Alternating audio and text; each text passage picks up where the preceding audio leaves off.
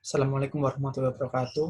Perkenalkan, nama saya Anastasia Trianti dari program studi Teknologi Industri Pertanian dengan nomor induk mahasiswa 20417100005 yang akan mempresentasikan proposal skripsi saya dengan judul Pengaruh Penambahan Ekoenzim pada pakan ikan lele.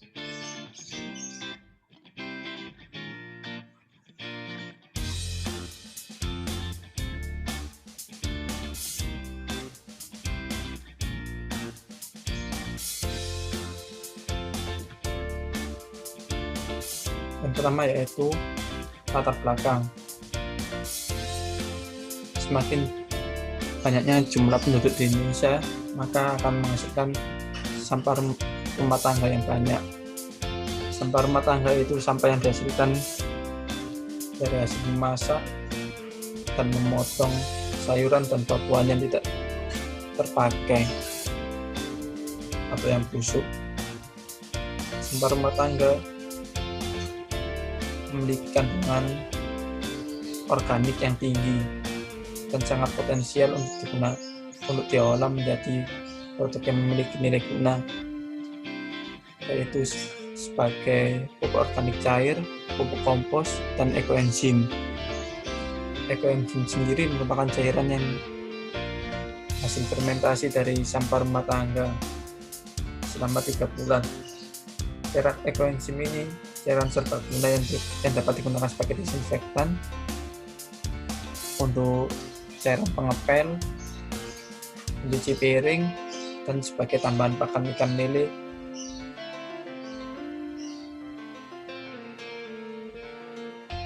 Selanjutnya yaitu pakan ikan lele merupakan pakan yang digunakan untuk ikan untuk menambah nutrisi dan mempercepat perkembangan pada ikan. Menurut Anggikat Berbi 10, kualitas air yang buruk dapat mempengaruhi pertumbuhan, perkembangan, dan kualitas ikan lele. Dalam budidaya ikan lele diwajibkan untuk menjaga pH air kolam dalam keadaan netral atau pada kisaran pH 7-8. Kadar pH air di bawah dari 7 atau dalam kondisi asam dapat memacu pertumbuhan jamur dan bakteri yang bersifat patogen. Di sini dengan penambahan ekoenzim ini untuk menetralkan pH dan menjaga pH agar tetap 7-8. Selanjutnya yaitu rumusan masalah. Yang pertama, bagaimanakah pengaruh pakan ikan dengan penambahan ekoenzim terhadap kualitas air kolam budidaya. Yang kedua, bagaimana formulasi dan bentuk pakan ikan lele ekoenzim yang optimum. Yang ketiga, bagaimana pengaruh penambahan ekoenzim pada pakan ikan lele terhadap pertumbuhan ikan lele. Selanjutnya itu tujuan penelitian untuk mengetahui pengaruh ekoenzim terhadap kualitas air dan warna air, untuk mengetahui formulasi yang efektif dan bentuk pakan ikan yang disukai oleh ikan lele. Dan terakhir, untuk mengetahui pengaruh pakan ikan terhadap panjang ikan dan berat ikan. Selanjutnya itu manfaat dari penelitian ini, yaitu yang pertama, dengan mengetahui pengaruh ekoenzim yang baik pada pakan ikan lele dan diterapkan oleh pembudidaya. Yang kedua, memperoleh informasi pakan ikan yang baik dan formulasi penambahan ekoenzim yang efektif sehingga ikan lele menyukainya. Dan ketiga, dapat mengukur efektivitas ekoenzim terhadap pertumbuhan ikan lele. Keluaran dari penelitian ini yaitu yang pertama adalah ekoenzim dapat digunakan pada penambahan pakan ikan atau dilakukan pada penelitian ini. Yang kedua, berupa proposal penelitian. Batasan penelitian ini yaitu yang pertama, satu, pengaruh ekoenzim yang dilakukan pada penambahan pakan ikan lele. Yang kedua, mengamati pemberian pakan ikan lele selama 20 hari terhadap kualitas air, panjang ikan, dan berat ikan.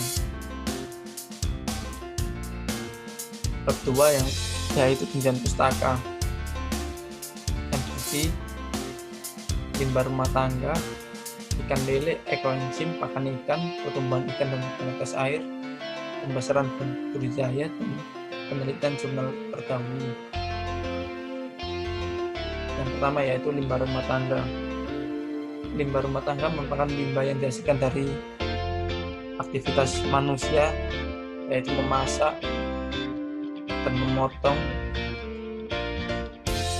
dari bagian kuah yang tidak digunakan atau sayuran yang tidak digunakan dan busuk. Limbah rumah tangga ini merupakan limbah dengan kandungan organik yang tinggi. Dengan kandungan organik yang tinggi dapat digunakan sebagai pupuk kompos, pupuk organik, ekoenzim, dan lainnya.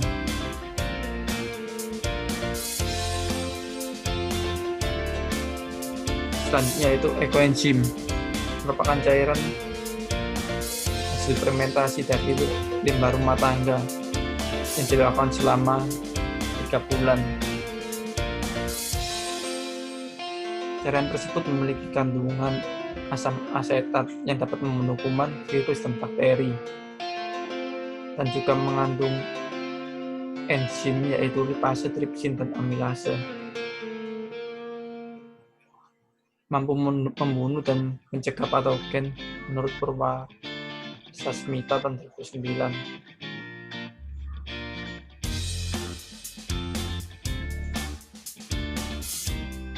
Selanjutnya yaitu pakan ikan.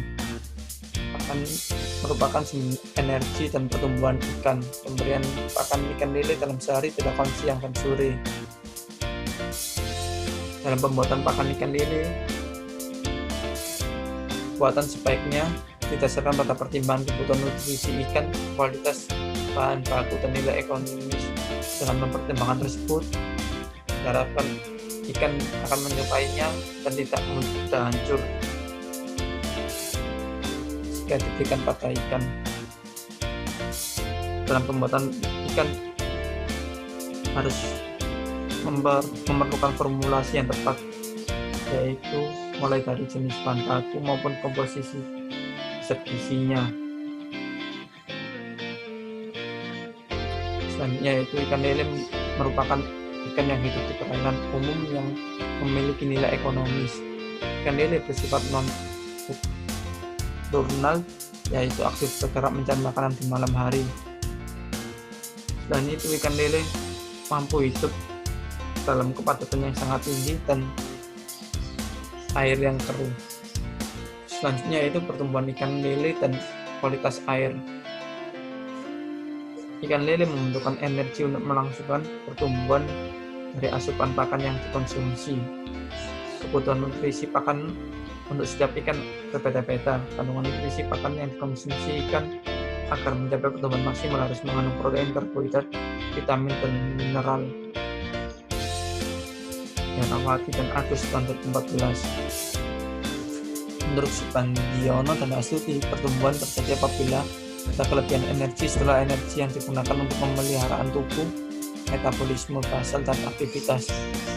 Pertumbuhan akan terjadi apabila didukung dengan pemberian pakan yang sesuai dengan kebutuhan nutrisi ikan lele dan memiliki nilai pencernaan tinggi. Selanjutnya itu pembesaran dan budidaya ikan. Kalau benih yang berasal dari beleteran 2 berarti ukuran benih sudah cukup besar sehingga waktu yang dibutuhkan sampai panen tidak terlalu lama. Hasil panen yang seragam atau serempak pertumbuhannya dengan ukuran super adalah salah satu target yang harus dicapai. Agromedia tahun 2007 52. Dalam melakukan pembesaran ikan yang perlu dilakukan yaitu mempersiapkan kolam pembesaran ikan. Setelah itu mempersiapkan penebaran benih.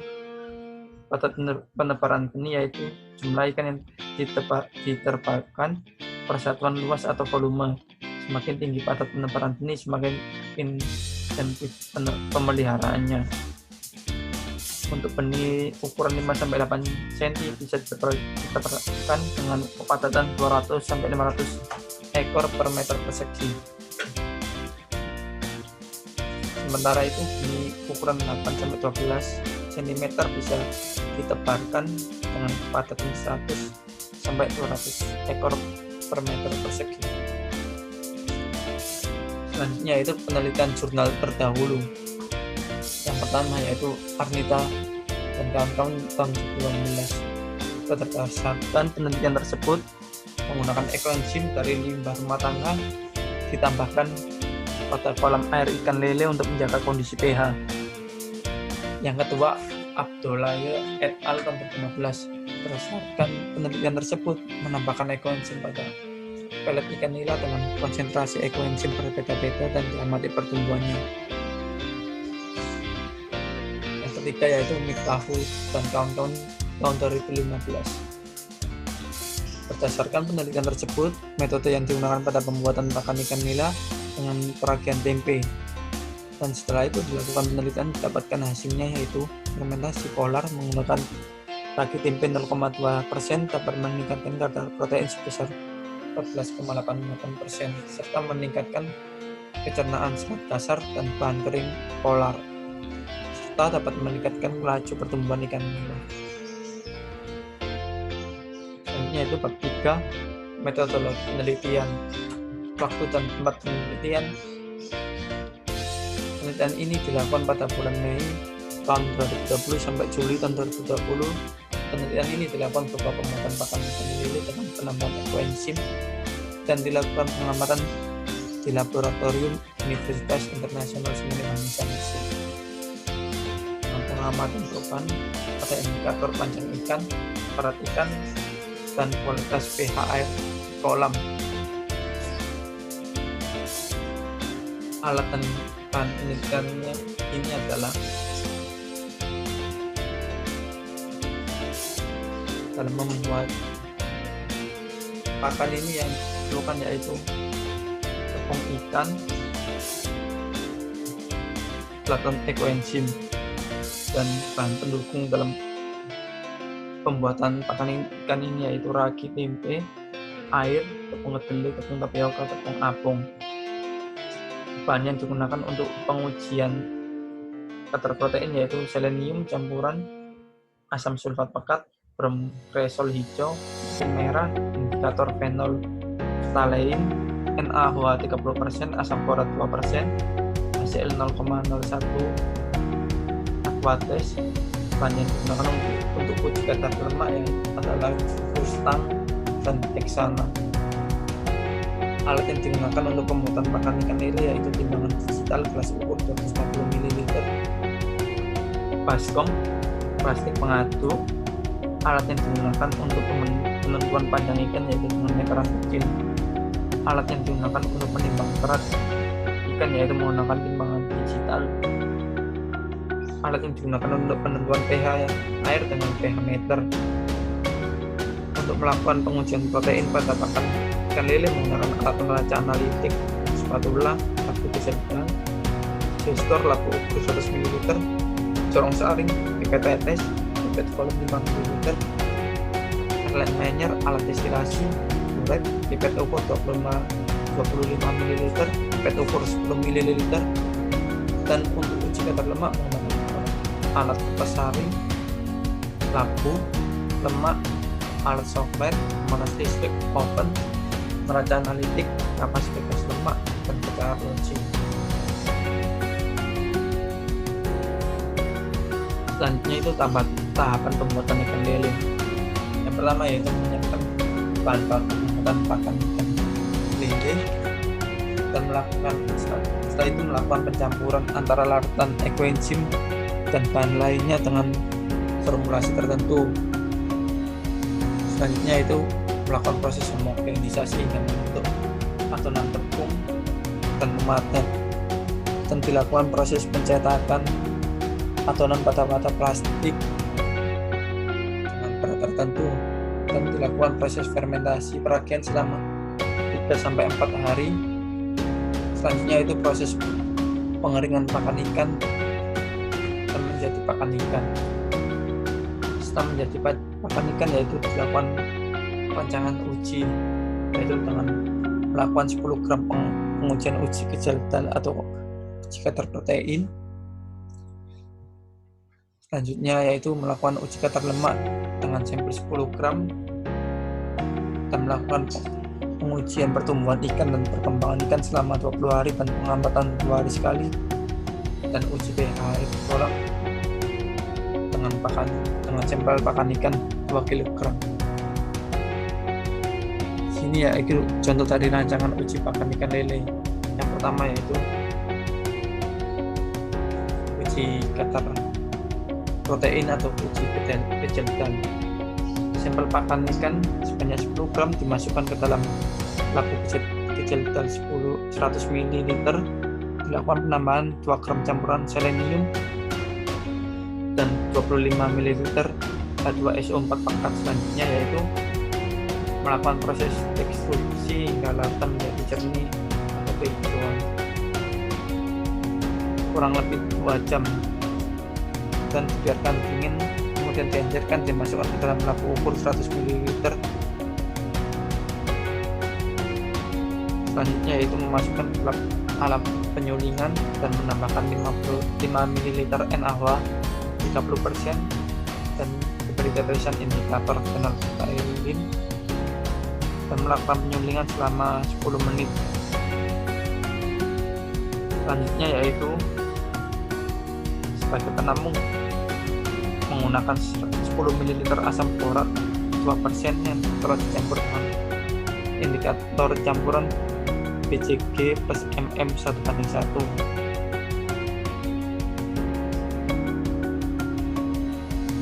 Dan membilas ujung pendingin dengan aquatex filter dengan HCl 0,1.